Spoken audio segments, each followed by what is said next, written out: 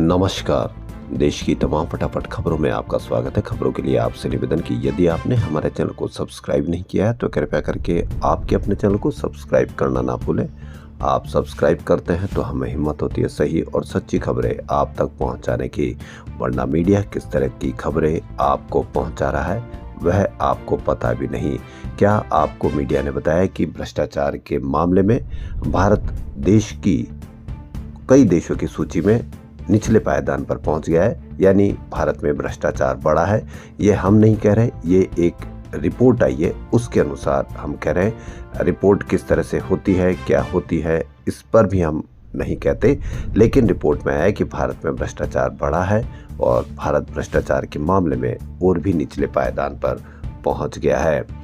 कहीं पर भी मीडिया पर इसकी कोई चर्चा नहीं होगी। कमजोर होते रुपए की कोई चर्चा नहीं होगी। आपके बच्चे बेरोजगार हैं, इसकी कोई चर्चा नहीं होगी।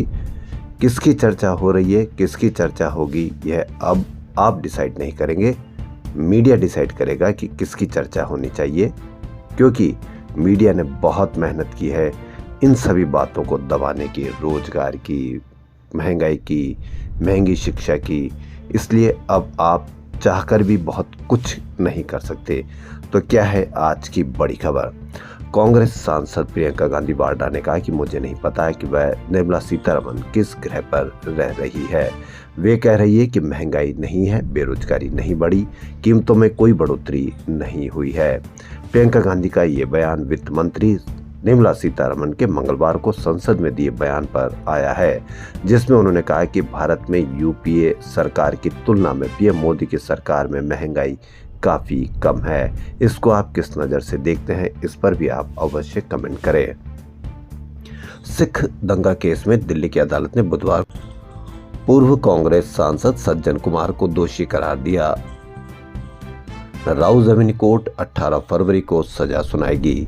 41 साल बाद, यानी कितने साल बाद भी किसी भी सजा का फैसला आ सकता है। 41 साल बाद मामले में फैसला आया है। ये 1984 सिख विरोधी दंगों के दौरान सरस्वती विहार में 2 सिखों की हत्या का केस है।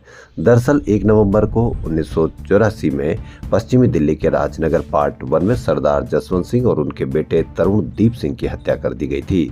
आरोप है कि भीड़ का नेतृत्व सज्जन कुमार कर रहे थे। दिल्ली की सरस्वती विहार थाने में इस मामले में केस दर्ज किया गया था।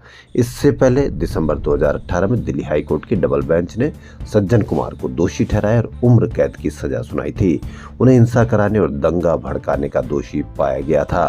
पहले से ही वे तिहाड़ जेल में सजा काट रहे हैं, यानी किसी भी किए की सजा अवश्य मिलती है, चाहे उसमें समय लग जाए। यानी कि भगवान के दरबार में देर है लेकिन अंधेर नहीं होता है। ट्रांसपेरेंसी इंटरनेशनल 11 फरवरी को अपने 180 देशों की करप्शन रिपोर्ट जारी की है। भारत की रैंकिंग में गिरावट आई है। वह 2024 की लिस्ट में 3 पायदान गिरकर 96 नंबर पर आ गया है। 2023 में भारत 93 नंबर पर था। इसका मतलब हमारे यहाँ करप्शन बढ़ा है। पड़ोसी देश चीन 76वें नंबर पर बरकरार है। उसकी रैंकिंग में 2 साल में बदलाव नहीं आया है। वहीं पाकिस्तान में भी करप्शन बढ़ा है, वहां 133 से 135वें नंबर पर आ गया। श्रीलंका 121वें और बांग्लादेश 149वें नंबर पर है। यानी पाकिस्तान, श्रीलंका, बांग्लादेश की क्या पोजीशन हो रही है, यह आप अब भली भांति जानते हैं कि जितना करप्शन होगा उतना ज़्यादा आम जनता वहां परेशान रहेगी।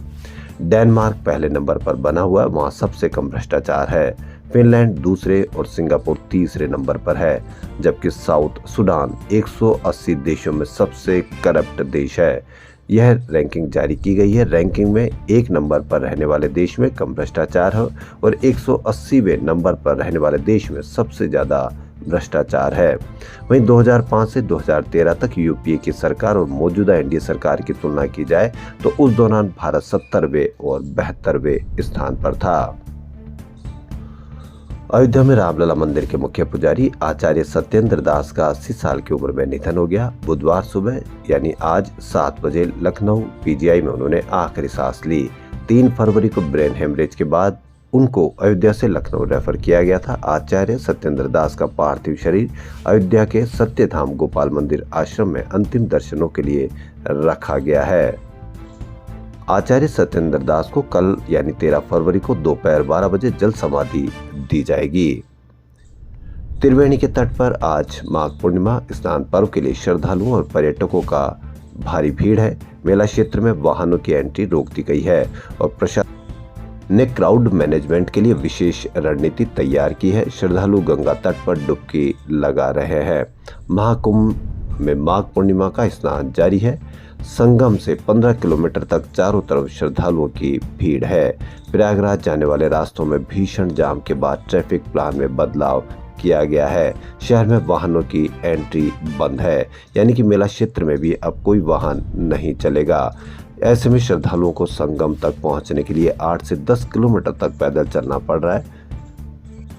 भारत और इंग्लैंड के बीच 3 मैचों की वनडे सीरीज का आखिरी मुकाबला अहमदाबाद के नरेंद्र मोदी स्टेडियम में खेला जा रहा है। इंग्लैंड ने टॉस जीतकर गेंदबाजी करने का फैसला लिया है।